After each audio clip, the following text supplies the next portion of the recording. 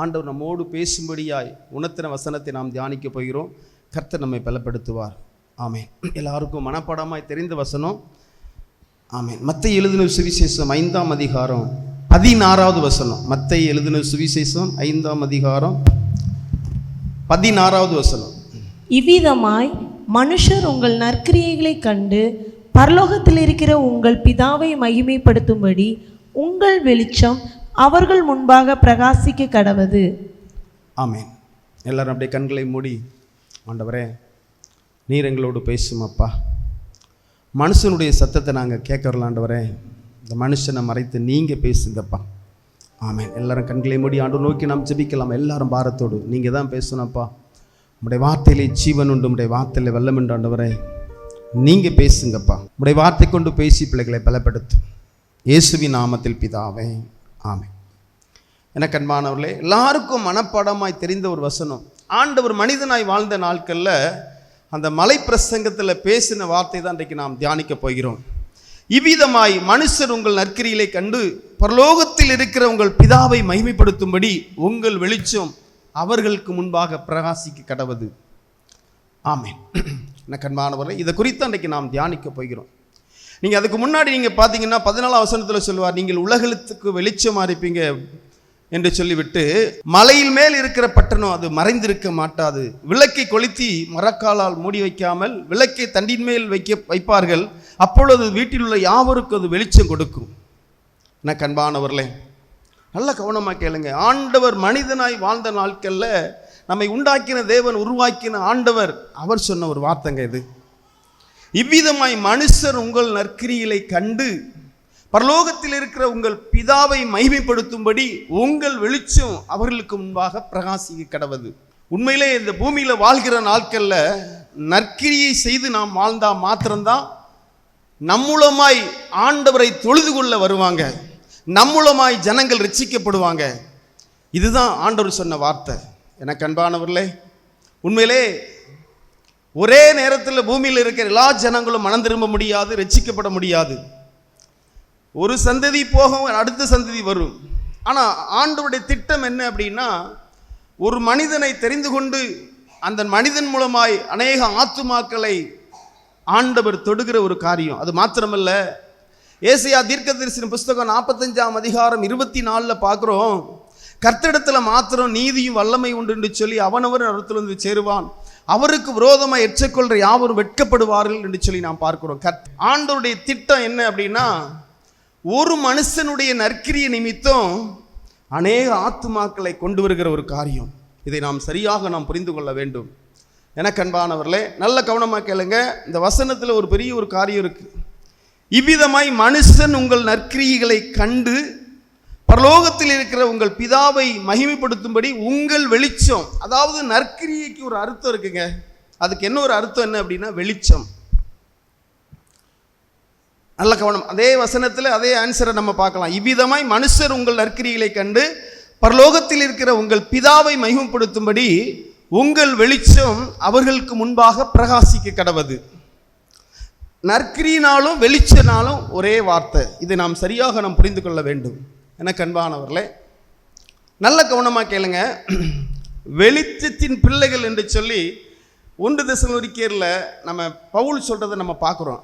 நமக்கு ஒரு பேர், என்ன பேர் அப்படின்னா, ஒரு மனுஷன் ரட்சிக்கப்பட்டு அபிஷேகம் பெற்று ஆண்டவரோடு நிலைத்திருக்கிறான் என்று சொன்னால் அவனுக்கு பேர் என்ன பேர் தெரியுமா? வெளிச்சத்தின் பிள்ளைகள். அது மாத்திரமல்ல, நீங்கள் எபேசியர் 5ஆம் அதிகாரத்தில் நீங்கள் படித்து பார்த்தீங்கன்னா 8ஆம் வசனத்தில் நமக்கு ஒரு பேர் வெளிச்சத்தின் பிள்ளைகள். என்ன கண்பானவர்களே, உண்மையிலே உண்மையாகவே நீங்கள் பாவத்திலிருந்து விடுதலையாக்கப்பட்டு அந்த பாவ மன்னிப்பு நிச்சயத்தை பெற்று ஆண்டவர் கொடுக்கிற அந்த அபிஷேகத்தை நாம் பெற்றுக்கொண்டு கர்த்தருடைய ஆவியானவர் நமக்குள்ளே இருக்கும்போது உண்மையிலே நமக்கு ஒரு பேர், என்ன பேர் அப்படின்னா வெளிச்சத்தின் பிள்ளைகள். இங்கே பைபிளில் ஒரு வசனம் உண்டு பார்த்தீங்கன்னா, அவரில் நிலைத்திருக்கிற எவனும் பாவம் செய்கிறது இல்லை, பாவம் செய்கிற எவனும் அவரை அறியவும் இல்லை, அவரை காணவும் இல்லை என்று சொல்லி 1 யோவான் 3ஆம் அதிகாரத்தில் 6வது வசனத்தில் நம்ம பார்க்குறோம். எனக்கு அன்பானவர்களே, அப்போ நற்கிரியைக்கு பேர் என்ன பேர் அப்படின்னா வெளிச்சம். அதே போல 1 யோவான் 1ஆம் அதிகாரத்தில் ஆண்டோடைய அன்பான சீசன் அந்த யோவான் எப்படி எழுதுகிறார் என்று சொல்லி நீங்கள் பார்த்தீங்கன்னா, அதாவது அந்த தேவன் ஒளியாகவே இருக்கிறார், அந்த ஒளியோடு ஐக்கியப்பட்டிருக்கிறவங்க அவரை போல இருப்பாங்க, ஒளியோடு இருப்பாங்க அப்படி சொல்லி போட்டிருக்கோம். ஒருவேளை நீங்கள் இருளுக்குள்ளே இருந்தீங்க அப்படின்னா உண்மையிலே நீங்கள் அதாவது பொய் சொல்கிறவங்களா இருப்பீங்க. அதாவது சுருக்கமாக சொல்கிறதா, நீங்கள்லாம் பெயர் கிறிஸ்தவங்க, நீங்கள் உண்மையிலே ரட்சிக்கப்படலை, உண்மையிலே பாவத்தில் நீங்கள் விடுதலை பெறலை, நீங்கள் அபிஷேகத்தை பெறலை. ஏன்னா அவர் வெளிச்சமாக இருக்கிறதுனால நீங்களும் வெளிச்சமாக இருப்பீங்க. அவரோடு ஐக்கியப்பட்டிருந்தா கண்டிப்பாக நீங்களும் வெளிச்சமாக இருப்பீங்க என்று சொல்லி 1 யோவான் அந்த 1ஆம் அதிகாரத்தில் நம்ம பார்க்குறோம். அது மாத்திரமல்ல, ஆண்டவர் மனிதனாய் வாழ்ந்த நாட்களில் 2-3 இடத்துல சொல்வார், நான் உலகத்துக்கு ஒளியாக இருக்கிறேன், என்னை பின்பற்றுகிறவன் இருளிலே நடக்க மாட்டான். எனக்கு அன்பானவர்களே, நான் உலகத்துக்கு ஒளியாக இருக்கிறேன் எனக்கு அன்பான தேவனுடைய பிள்ளைகளே. அதனால் நமக்கு ஒரு பேர் என்ன பேர் அப்படின்னா வெளிச்சத்தின் பிள்ளைகள். நாம் பாவ இருளிலிருந்து விடுதலையாக்கப்பட்டு அந்த பரிசுத்த ஆவியின் அபிஷேகத்தை பெற்று நாம் பரிசுத்தமாய் வாழ்ந்து கொண்டிருக்கிறபடினால நமக்கு பேர் என்ன பேர் அப்படின்னா வெளிச்சத்தின் பிள்ளைகள். நம்மளுடைய நற்கிரியை, நம்முடைய வெளிச்சம் ஜனங்களை பிரகாசிக்கும் போது கண்டிப்பாக 100க்கு 100 ஜனங்கள் ரட்சிக்கப்படுவாங்க. அதனால தான் அவர் சொல்கிறாரு பாருங்கள், அந்த வார்த்தை ரொம்ப அருமையாக இருக்கும். நீங்கள் உலகத்துக்கு வெளிச்சமாக இருப்பீர்கள், மலை மேல் இருக்கிற பட்டணம் அது மறைந்திருக்க மாட்டாது. அது மாத்திரமல்ல, விளக்கை கொளுத்தி அதை மரக்காலால் மூடி வைக்காமல் விளக்கை தண்டின் மேல் வைப்பார்கள். அதான் நல்லா யோசித்து பாருங்கள். ஒரு மனுஷன் நல்ல கவனமாக எந்த மனுஷனாவது விளக்கை எரியிற விளக்கை மூடி வைப்பானா? வைக்க மாட்டான். 100க்கு 100 சொல்கிறார் ஆண்டவர். உண்மையிலே நீங்கள் மனம் திரும்பி பாவத்திலிருந்து விடுதலையாக்கப்பட்டீங்கன்னா, நீங்கள் அந்த அபிஷேகத்தை பெற்றீங்க அப்படின்னா கண்டிப்பாக நீங்கள் வெளிச்சமாக இருப்பீங்க. ஆமாம். எனக்கன்பானவர்களே, இந்த சொல்லோவிய வேதாகமத்தில் இந்த வெளிச்சத்தை குறித்து நிறைய வியாக்கியானம் இருக்குது. அதில் முதல் வியாக்கியானம் என்ன போட்டிருக்காங்க தெரியுமா? வெளிச்சத்துக்கு பேர் அந்த நற்கிரியை வெளிச்சம் என்று சொல்லி நம்ம சொல்கிறோம். இந்த வெளிச்சத்துக்கு பேர் அப்படின்னா அது பரிசுத்த ஆவியுடைய செயல் என்று சொல்லி போட்டிருக்கு. 100க்கு 100 உண்மை. எனக்கு அன்பானவர்களே, நல்ல கவனமாக கேளுங்க. நாம் வெளிச்சத்தின் பிள்ளைகளாக இருந்தோம் என்று சொன்னால் கண்டிப்பாக 100க்கு 100 நம் மூலமாய் ஆண்டவருடைய நாமம் மைப்படும். அதற்காக தான் கர்த்தர் நம்மை தெரிந்து கொண்டார், அதற்காக தான் ஆண்டவர் நம்மை ரட்சித்தார், அதற்காக தான் ஆண்டவர் நம்மளை அபிஷேகம் பண்ணினார். முதல்ல நல்ல கவனமாக கேளுங்க. நீங்கள் மனம் திரும்பி ஆண்டவருடைய பிள்ளைகளாக இருக்கீங்க, நீங்கள் வெளிச்சத்தின் பிள்ளைகளாக இருக்கீங்கன்னா அதுக்கு முதல் அடையாளம் உங்கள் மூலமாக உங்கள் வீட்டில் உள்ள பிள்ளைங்க ஆண்டவரை தேடி வருவாங்கங்க. இதுதான் முதல் காரணங்க. பாருங்கள், நிறைய நேரம் நான் அந்த பிரசங்கத்தை நம்ம பண்ணியிருக்கோம். பாருங்கள், அதில் பார்த்தீங்கன்னா அப்பொழுது அது வீட்டில் உள்ள யாவருக்கும் வெளிச்சம் கொடுக்கும். நிறைய நேரத்தில் நான் உங்கள்கிட்ட சொல்லுவேன் தெரியுமா, உங்கள் கணவரை கூட்டுவாங்க, உங்கள் பிள்ளைகளை கூட்டுவாங்க, உங்களுக்கு ரொம்ப கஷ்டமாக இருக்குங்க. நான் சொல்லும்போது ரொம்ப முகம் செல்லவங்களுக்கு வாடிடுது. பைபிளில் போட்டிருக்குங்க 100க்கு 100 நீங்கள் வெளிச்சமாக இருந்தீங்கன்னா முதல்ல பிரகாசிக்கிறது உங்கள் வீட்டுக்கு தான். அதுக்கப்புறம் தான் 16 பார்க்குறோம், இவ்விதமாய் மனுஷன் உங்கள் நற்கிரிகளை கண்டு பரலோகத்தில் உங்கள் பிதா மகிமைப்படுத்தும்படி உங்கள் வெளிச்சம் அவர்களுக்கு முன்பாக பிரகாசிக்க கடவுது.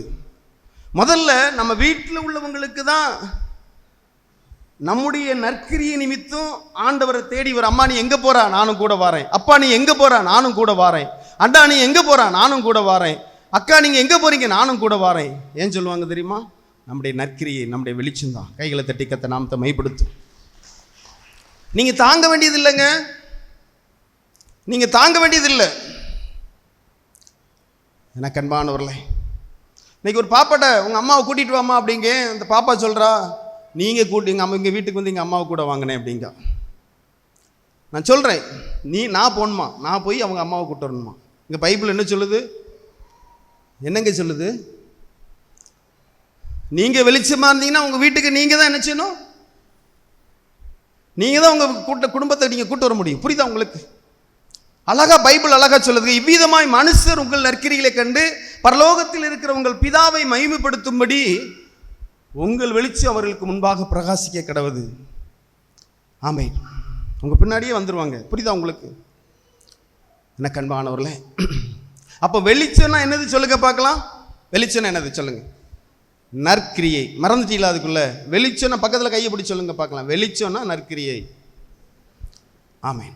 பைபிளில் அப்போஸ்தலர் நாட்களில் எடுங்க பார்க்கலாம். அப்போஸ்தலர் நாட்களில் பர்னபான்னு சொல்லி ஒரு ஊழியக்காரர் இருந்தார்.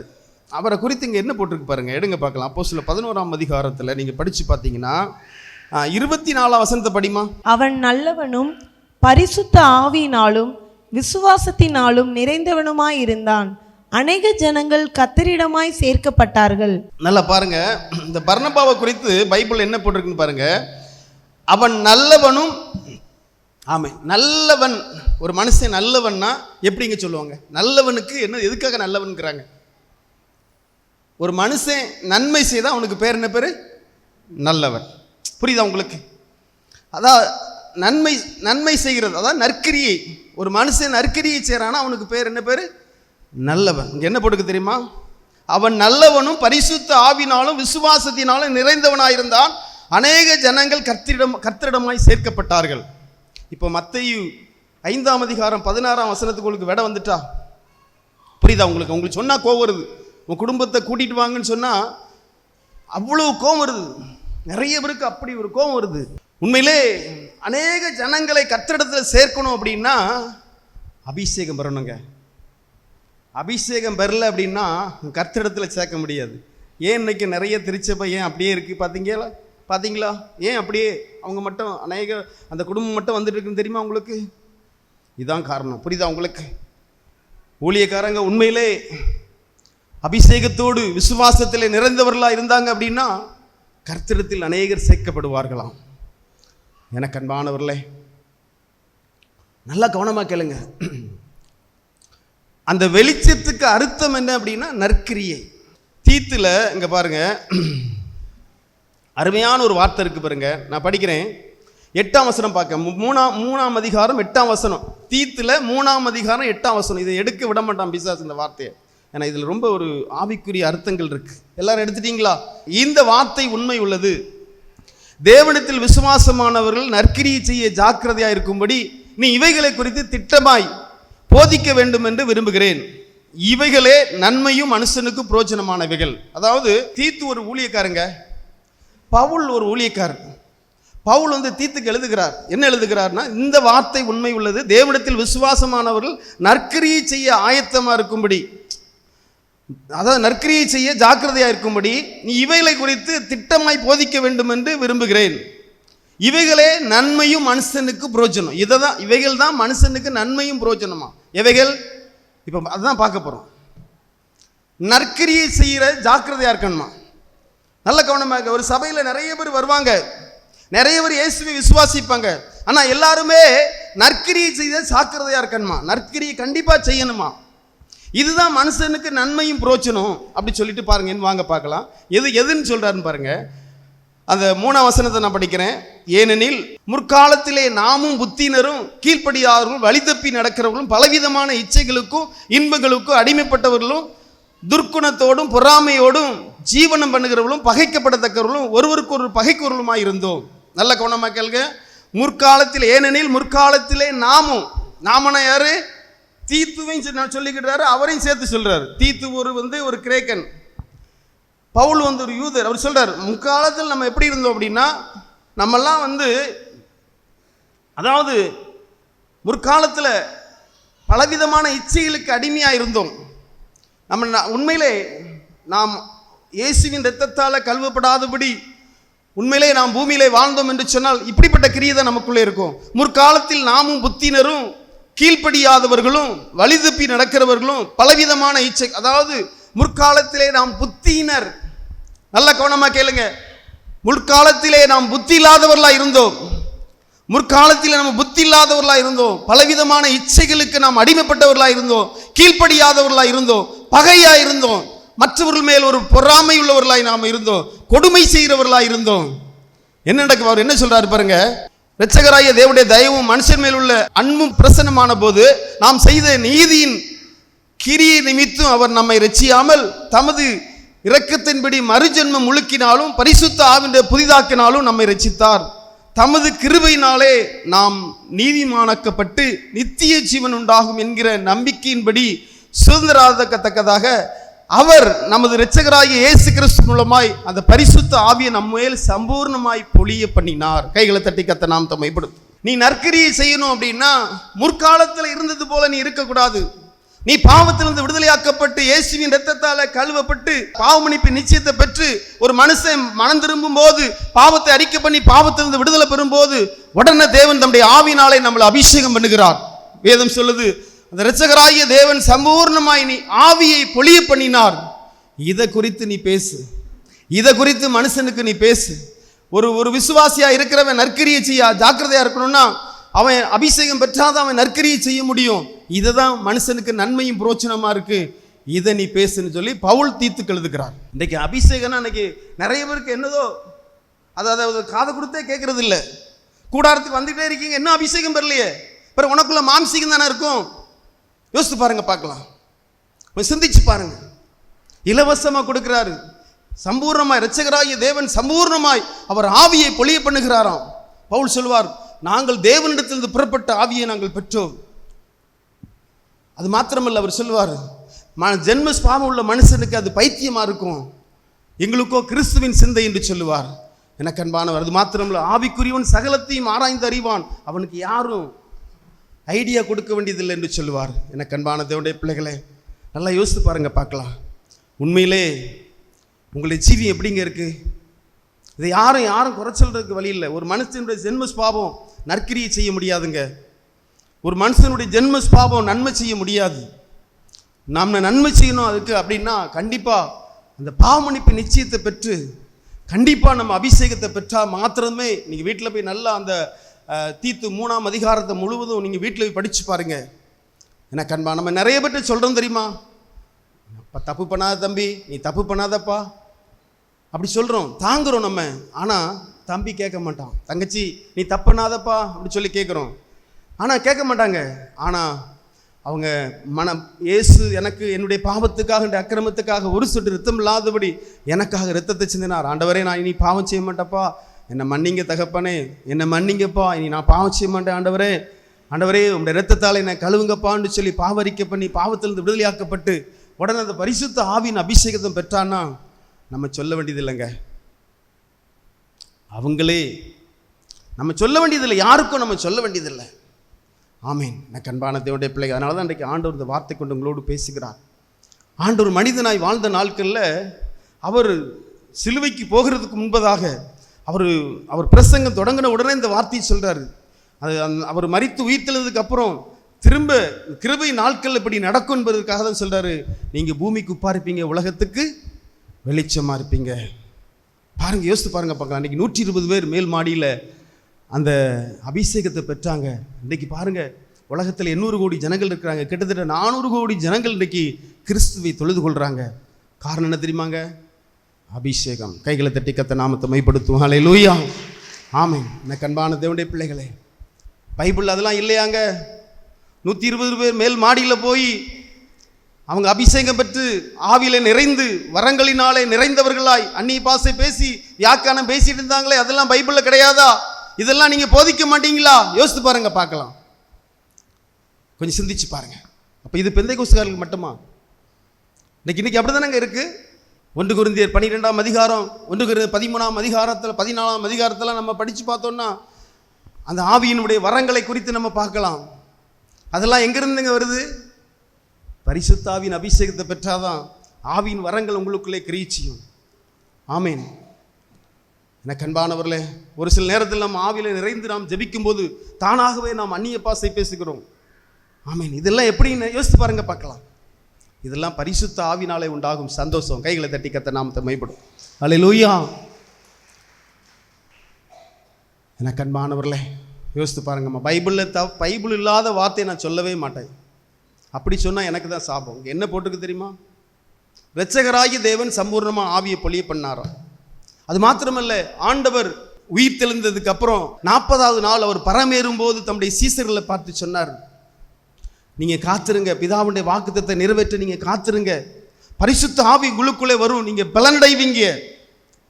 ஆமீன். எருசலேமிலும் யூதேயாவிலும் உலகம் முழுதும் நீங்கள் சாட்சியாக இருப்பீங்கன்னு சொல்லி ஆண்டவர் சொன்னாருங்க. இதெல்லாம் என்ன யோசித்து பாருங்க, பார்க்கலாம். பூமியிலே வாழ்ந்த நாட்களில் ஆண்டவரை குறித்து அறிமுகப்படுத்த, ஆண்டவருடைய வழியை காமிக்கும்படியாக, கர்த்தரை அறிமுகப்படுத்தும்படியாக ஆண்டவருக்கு முன்னாடி வந்த யோவான் ஸ்நானன் ஆண்டவரை குறித்து என்ன சொன்னான் தெரியுமா?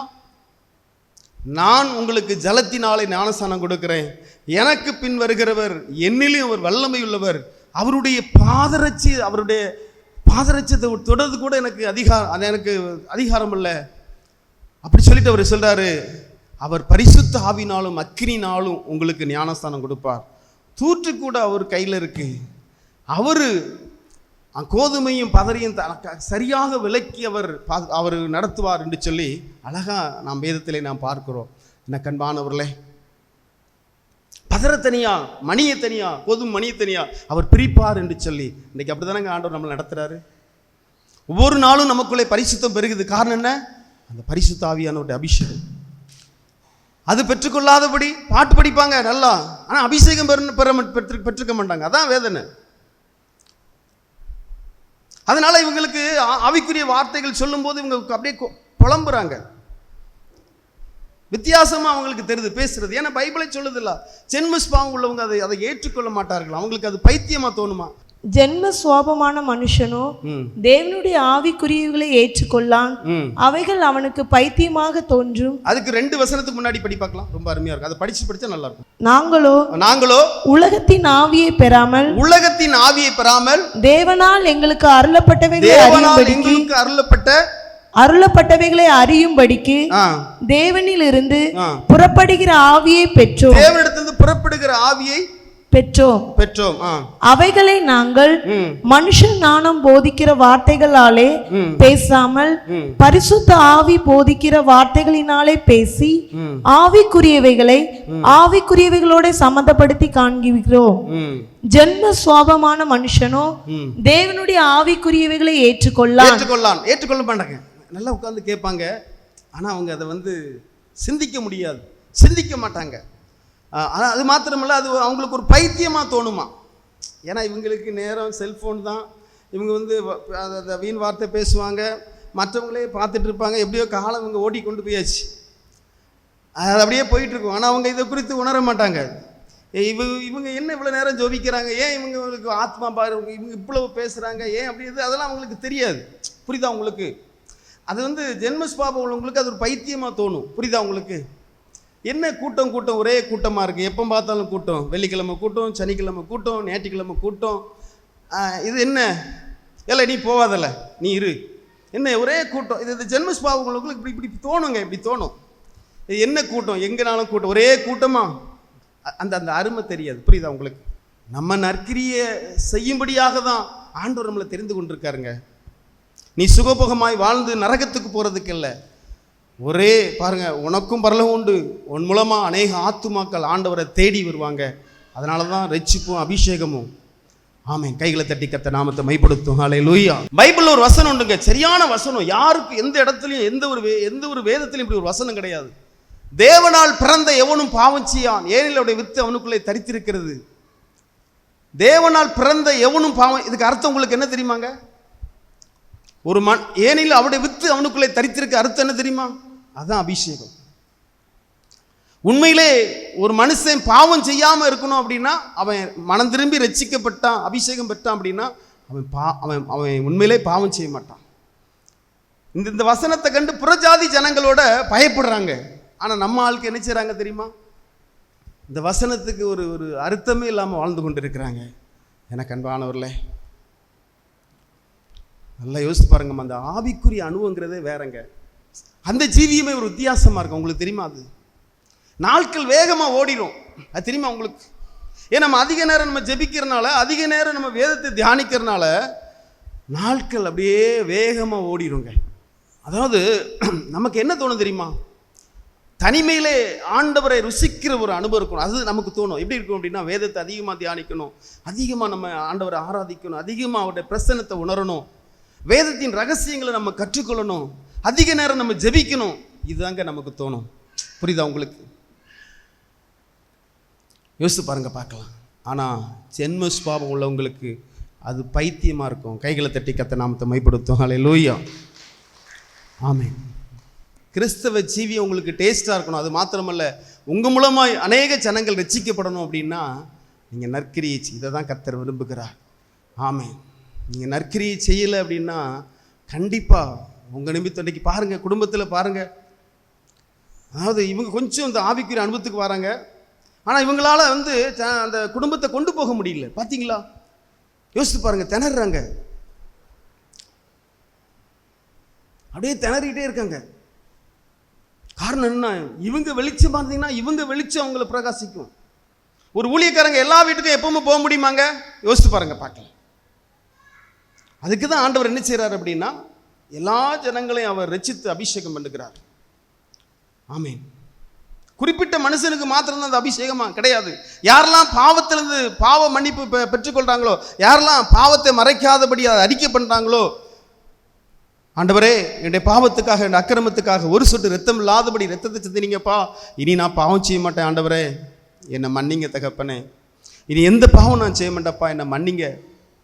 அப்படி நாம் நம்மை தாழ்த்தி தேவ சமூகத்தில் பாவத்தை அறிக்கை பண்ணும்போது அவர் நமக்கு பாவத்திலிருந்து விடுதலை கொடுக்கிறார். உள்ளத்தில் ஒரு சமாதானம் வந்துடும். திரும்ப தம்முடைய ஆவியினாலே நம்மளை அபிஷேகம் பண்ணுகிறார். சில நேரம் அவர் அபிஷேகம் பண்ணதே நமக்கு தெரியாதுங்க. நம்முடைய கிரியைஸை நம்ம கண்டுபிடிக்க முடியும். சிலருக்கு வரங்களை ஊழிய வாஞ்சிருந்தா வரங்களை கொடுத்து அள்ளி கொடுத்துருவார், அதனால கண்டுபிடிச்சிருவாங்க. புரியுதா உங்களுக்கு? இன்னைக்கு சிலவர் கேட்பாங்க, ஏன்னா என்கிட்ட அபிஷேகம் இருக்கா? அப்போ நான் சொல்லுவேன் அவங்கள்ட்ட, ஆண்டவர் இதை செய்யக்கூடாது அதை செய்யக்கூடாதுன்னு சொல்லி உணர்த்துறாரா? ஆமாம் உணர்த்துறாரு.